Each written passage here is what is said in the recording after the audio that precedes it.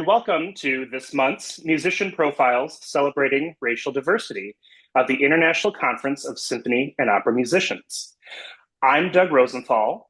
I'm the Associate Principal Trombone of the Pittsburgh Symphony, and I'm joined here today with my Pittsburgh Symphony colleague, Vittoria Luperi, who is the Associate Principal Clarinet and the Principal E-flat Clarinet of the Pittsburgh Symphony. Hola, Vittoria. Hola Doug, ¿cómo estás? Es caliente in Tejas. I'm currently traveling. Otherwise, we would have done this in the same room, I'm sure. So yes, thank you for joining us today. I thought it would be nice for people to hear your story to begin the interview. Thank you so much. Thank you for inviting me to do this. It's so lovely to have a conversation, and I'd be happy to share my story with all of the ICSOM audience. So I was born and raised in Argentina. I was very fortunate to have met my clarinet teacher there, Oscar Gieco, and he nurtured my love for the instrument and encouraged me on a journey that would turn out to be a journey across the world. So I started when I was about 8 years old, learning the clarinet. And eventually, at 15, I had the opportunity to study for a month in London with John McCall, and also come to the States to take part of the Interlochen Arts Camp, which was an incredible, like magical experience for me. In fact, I loved it so much that I auditioned for the year-round boarding school, the Interlochen Arts Academy, without telling my parents. So I went back to Argentina and I said, Mom, Dad, see ya, I'm moving. But, they made a deal with me. They said, okay, if you participate in an exchange program for your junior year of high school, then you can go to Interlochen for your senior year. So that's what happened. I was a foreign exchange student in Madison, Wisconsin. And then I went to Interlochen for my senior year. From there on, I went to study with this incredible teacher in Los Angeles at the University of Southern California, my dear, dear, dear teacher, Yehuda Gilad. And then from there, I transferred to the Curtis Institute of Music. And I think that was probably kind of my biggest musical influence was my teacher in Philadelphia at Curtis, Donald Montanaro. And he was the associate principal and E-flat player of the Philadelphia Orchestra. Studied with him for 4 beautiful years. And from there, I started my first job in Winnipeg, Canada, and then moved to Fort Worth, Texas, where I spent 10 years as principal clarinet there. And then finally moved to Pittsburgh for the job with the Pittsburgh Symphony. So it really has been a whirlwind journey, and I'm so, so lucky, very fortunate to be where I am. I'm so happy we're in the same orchestra. Me too. Me too. It's so fun. Yeah.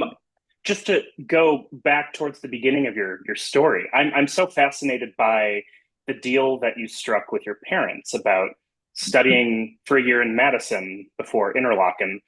How did you choose Madison? What's the story behind that? So I participated in the Rotary Foreign Exchange program. And when you participate in that program, you actually don't really get a choice. It's wherever Rotary decides or where there's an opening, they send you there. But I did ask if they could please consider sending me somewhere where I could continue pursuing my musical career. And I ended up in Madison, Wisconsin. It was an eye-opening experience. I mean, it was my first time really living away from home for a long time. I lived with 3 wonderful, lovely, very different host families. I attended high school. I participated in the youth orchestra there. I went sledding for the first time. So Madison was a really good place. I'm really happy that I ended up there. I love Made some Madison. lifelong friends, many of whom I still keep in touch with. Really? And did any of them go into music? Some of them did, yes, but my closest friends did not. Well, that's so, I don't know, that's such an unusual path. I can't believe that your parents were persuaded to let you do this. Well, my teacher in Argentina, Oscar Gieco, he realized pretty early on how serious I was about the clarinet, and so he kind of started preparing my parents and having conversations with them about the possibility of studying abroad, whether that be in Europe or in the States. And I was, yeah, it was wonderful to kind of discover Interlaken because it's a place geared toward the younger student. They have programs for grade school, middle school, and high school. So it was perfect for me. Wow. Well, that's great. Um, so going back also towards the beginning, when was the first time you ever heard a an orchestra live in person? Well, okay, there's two parts to this answer because the first time I heard an orchestra, it was over the radio. My family, we used to gather by the radio on Sunday mornings. There used to be a classical music program, and that was really the first time I heard a clarinet. And I didn't know what instrument it was. I heard it and I was completely mesmerized by it. And I asked my parents, neither of whom are musicians, what instrument it was, and they didn't know. So my mom took me to a youth orchestra rehearsal. And then I heard it again and I pointed to it and I said, that one. So I went running up to the clarinetist at intermission to ask him all about this cool instrument he was playing. And it was kind of funny because the oboist was nearby and he was, overhearing our conversation. And so he chimes in, wait a second, the clarinet and the oboe look very alike. Are you sure? You don't mean that you like the oboe? And so they started arguing amongst themselves. And next thing you know, they're having some sort of like musical duel. The oboist playing something oboist and saying, "Oh, look how beautiful this is," and the clarinetist would not back down and say, "Wait a second, the clarinet is gorgeous too. Listen to this." And finally, I was pretty sure I liked the clarinet, but finally, clarinetist hands me his instrument and says, "Play," which is incredible. And I don't remember. I may have made a note, I may have squeaked, whatever it was. He says, "Oh, you must study the clarinet." And that was that. You had a fierce advocate.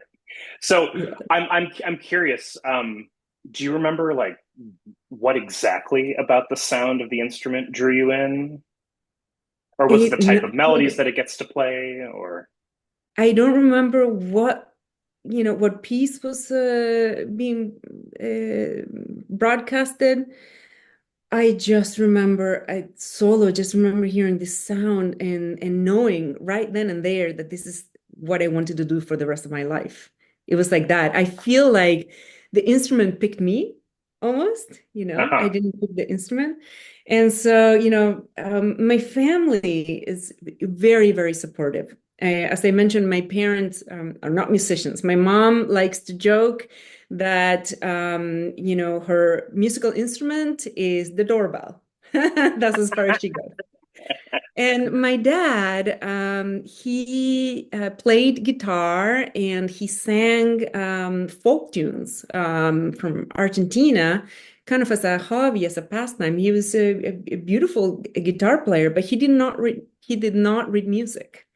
So they took me to the conservatory in Cordoba, and I was a little crushed at first because they told me I was 8 years old, and they told me that for woodwinds they could not start lessons until the students reached 12 years old.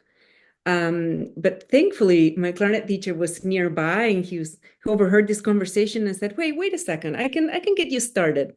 He gave me a few lessons before the summer. And then my goal back then was to be able to play the Pink Panther. That was my big goal in life. Do do do do do do do. Exactly. So Well, he and showed it me. wasn't Henry Mancini a clarinetist? I don't know the answer to that. I should know the answer to that. I should know that too. We'll look it up right after this. Yeah, we learn something new every day.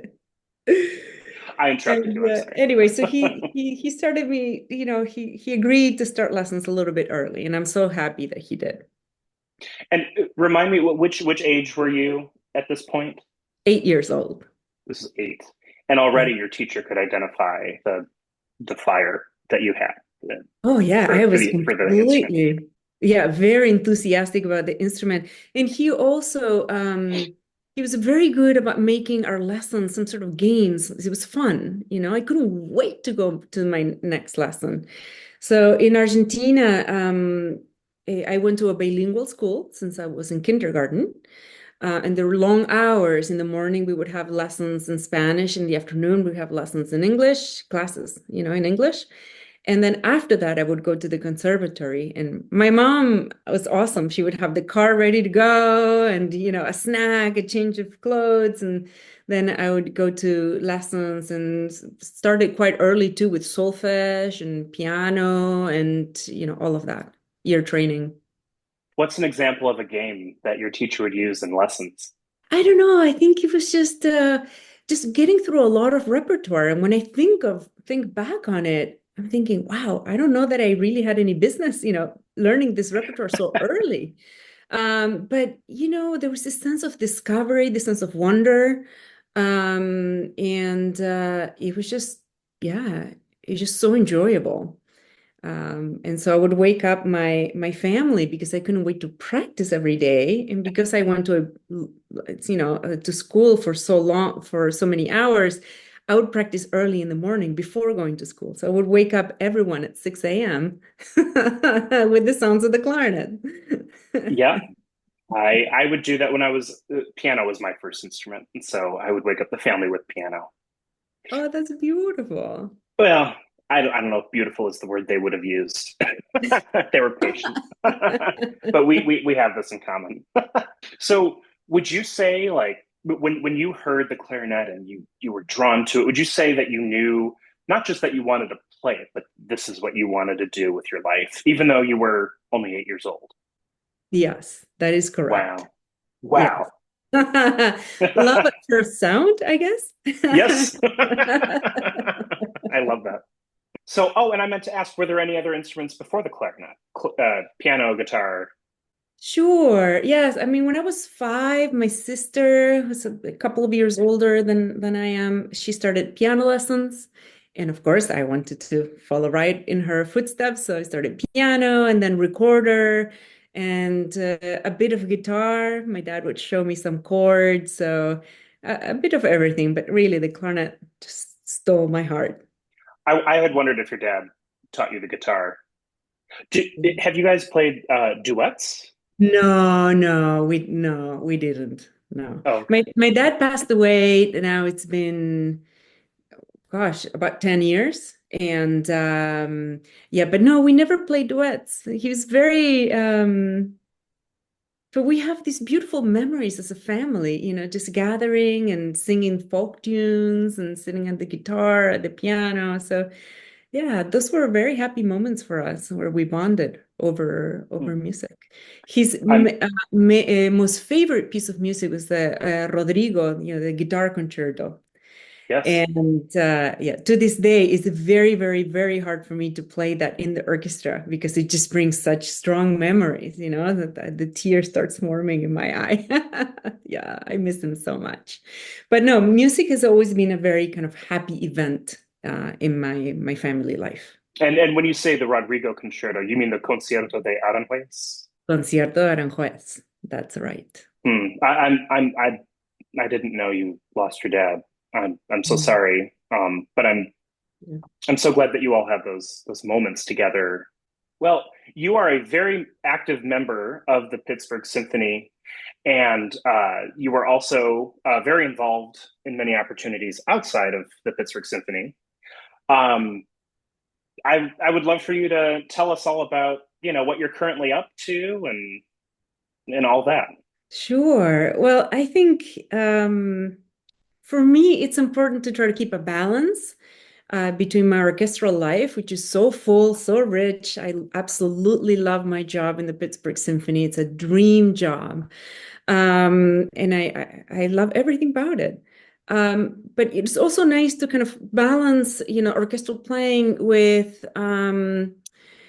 some chamber music, some solo work, some teaching, and so on. So lately, I've been involved with a few benefit concerts supporting Ukraine and humanitarian efforts in Ukraine. I was just in New York playing at the Ukrainian Institute with my dear friend Solomia Ivakiv, who is the artistic director of a chamber music series there, Music at the Institute. And we were playing music by Ukrainian composer Virgo Ballet.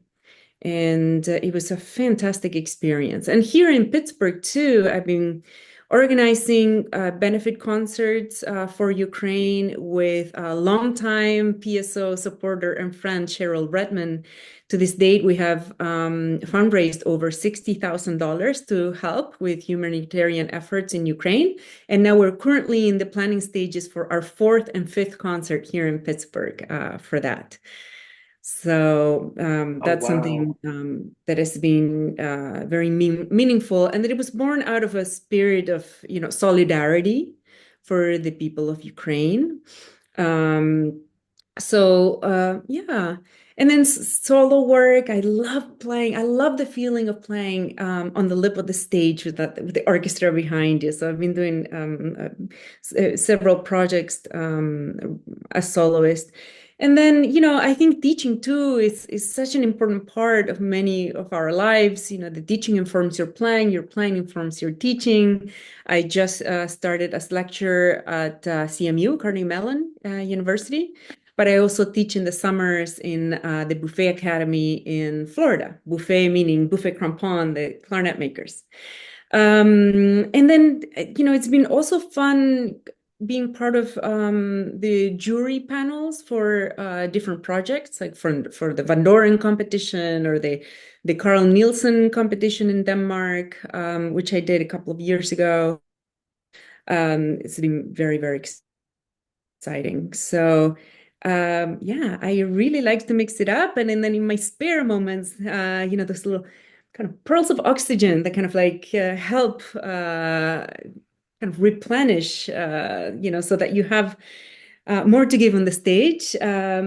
Personally, I love going on hikes with my husband. The scenery here around Pittsburgh is gorgeous, and so we like hiking, especially in the woods around, and then state parks.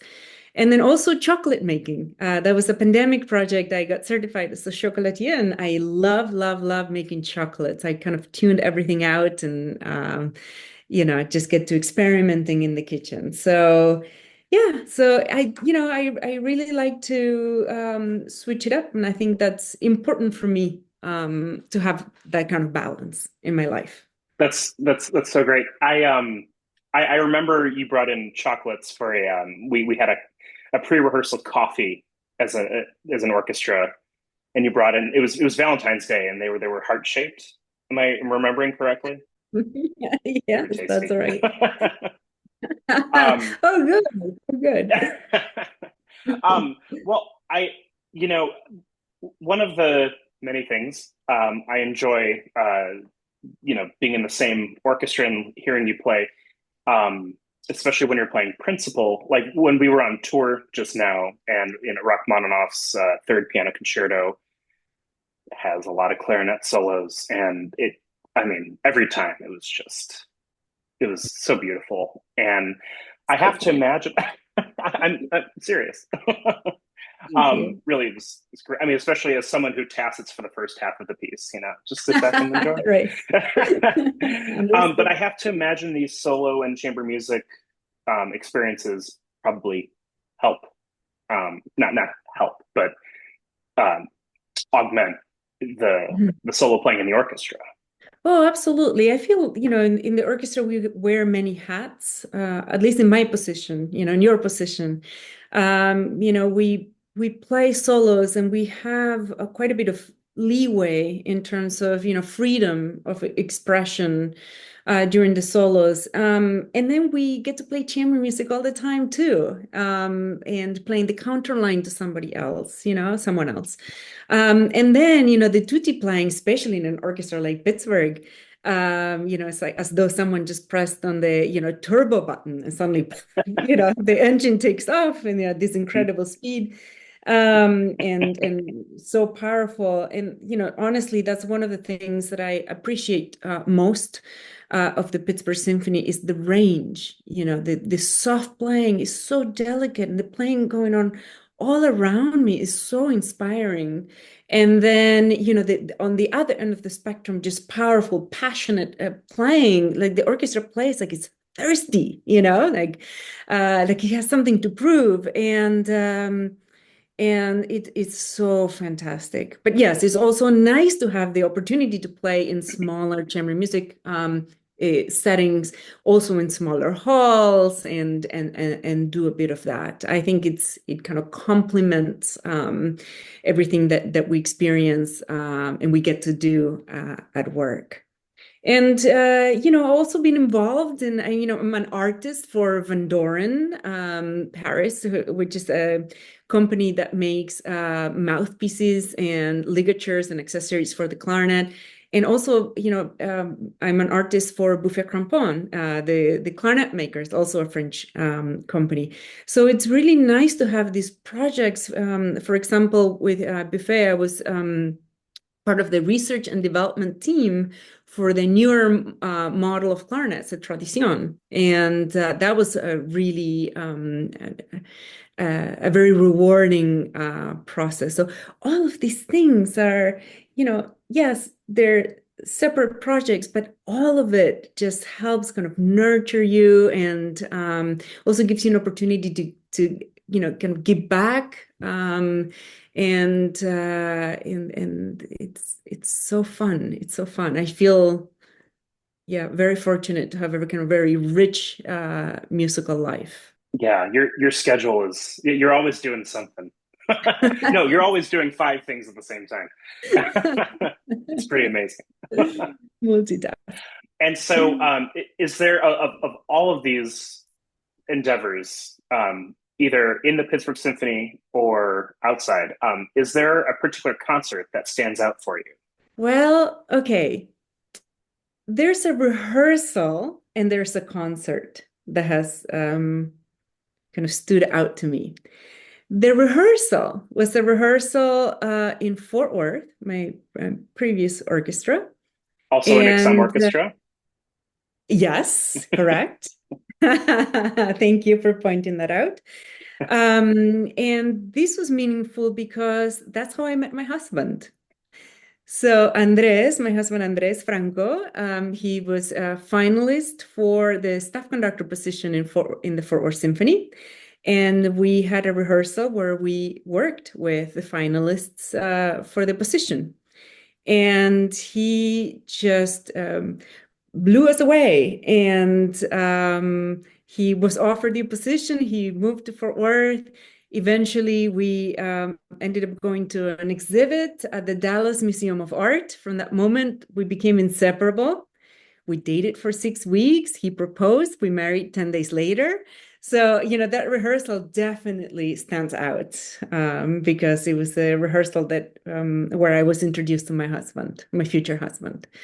And then the concert, I have to say, the most memorable concert for me was the first time I had the opportunity to play in the Pittsburgh Symphony. I was a student at the Curtis Institute at the time, and I came in to sub and play, I believe it was Mahler 9. And I was hooked. It was an electrifying experience. And did you play the E flat clarinet part? No, I did not. Which part did you play? Uh, Gosh, I think it was maybe the third clarinet part or something. They just needed one extra. And I see. so that's what I played. It's a gorgeous experience. Yeah. And who was conducting? That I could not tell you. I don't That's remember. okay. That's okay. I'm so sorry. No problem. Well, it's been, as always, so fun chatting with you. And I'm really looking forward to getting back to Pittsburgh, and we'll have to get a coffee or something stronger. Um, but before we close out the interview here, anything else you would like to say to the wonderful audience who's watching this right now? I don't know, maybe I would say, I keep thinking about words that or advice that would give to my younger self, when I was starting out my career in classical music, in orchestras. And that would be to be patient, to really to try to focus on the long arc of my career, of your career, instead of it's so easy to just kind of focus on what's there in front of you every day. And, we're looking at the pile of music that we have to learn. And, the day-to-day can kind of really take up most moments. But um, I'd say to try to remember that this is a journey. And, I was offered my first position right out of college. And being a woman and yeah, Latin woman in a very kind of male-dominated field, which is the clarinet world. Well, I felt a lot of pressure, to do well, and I've had to push against a lot of or to fight against a lot of pushback. So, still to this day, more than 20 years later, there are very, very few women holding title clarinet positions in major American orchestras. So I think we have more work to do ahead of us. You could probably count us on the fingers of one hand. So, I'm very grateful to my teachers, my very, very wonderful teachers, and for the support, very strong support systems that I have in my family and my inner circle, and wonderful colleagues such as yourself. And I think that's really important, to surround yourself with people in your life that help you kind of remind you that that there's a longer journey involved, and that in the end, we're doing this to connect with our listeners. And it's not just about people who are on stage, but also most importantly, connecting with the people that are coming to hear us and support us in our lives. I remember the first time I went to hear the Symphony Orchestra in Cordoba play. My parents asked me to make a drawing of what I saw on and what I felt in the experience. And I wish I had this drawing, but I remember making it, and my parents remember seeing it. I drew the orchestra, and I drew the stage and the curtains and the lights and everything else. But I also drew what I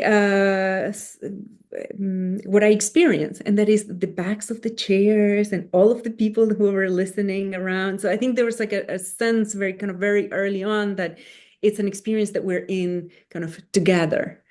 And so I think, when we are pursuing a career and kind of getting started, it's a lot of hours practicing alone in a practice room. Just keep reminding yourself that this is why we do what we do, is to try to bring this space where we are safe and we're together and we are just connecting through this beautiful medium, which is sound. So I think that would be something, or that's something that has been on my mind lately. Thank you for all of that. I think that's so beautiful, and yeah, it's remarkable that even at age 8, you were aware that the music didn't just exist on stage; that it was for everybody who could hear it. Exactly. Um, If you don't mind, I'd like to go back to what you said about the systemic sexism in our industry. With all of your work that you do and all the experiences that you've had, um, is there anything going on in our industry, even if it's a little thing? Um, is there anything going on that you see it and you go, oh, that's a good thing. We need to do more of that, or we need to find out how that happened in this one place and do that universally? Is there, I don't know, is there, I know we can, uh, there are lots of places where we can talk about what the problem is, and that's very important. But I always find myself curious about action. Well, I think there are lots of initiatives and good work being done to try to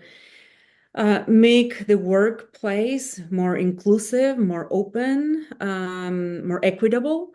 I mean, there are organizations now like Sphinx, or the Black Orchestral Network, or, there's a lot of things going on. NAS, which is, an organization that helps, with, audition support and whatnot for young professionals. So I think also, the work that we do in committees and orchestras is important. For example, I've been involved in the choral committee, the Pittsburgh Symphony, which essentially is the committee that deals with regulations for auditions. So I think we've made some really good progress in trying to improve our audition process and also our tenure process, and trying to link up new players with mentors in the orchestra that will help out and be a positive kind of presence while someone is navigating the tenure process. So all of those things, I think, are really important. So there's plenty of good work being done, and I don't claim to have all the answers, but I think it's important to be involved and to try to move forward, and also lead by example, to be supportive. That's part of the reason I do invest quite a bit of time in teaching, not just at the university, but also, outside of it, in festivals, and encouraging the kind of the newer generation of musicians. And I think representation is really important. I think it's wonderful. If there is someone out there, a little girl, and saying, well, I would like to try playing the clarinet, and to see that there's someone, a Latin player and a woman player right on that stage, I think that's important. And if there's just even one person that is kind of, positively affected by that, then that's a wonderful thing. That makes me very, very happy. We could talk for hours, I know. and we have. Yes. But really, this has been a really interesting interview, and even though we've talked a bunch on the recent tour, I still learned so much about you, and Well, yeah, I look thank you forward to so much. many more conversations. Me too. Me too. All right. Thank you, everybody, for joining us. Again, this has been ICSOM's Musician Profiles Celebrating Racial Diversity. And our guest was Victoria Luperi, the Associate Principal Clarinet and Principal E-flat Clarinet of the Pittsburgh Symphony. Be well, everybody.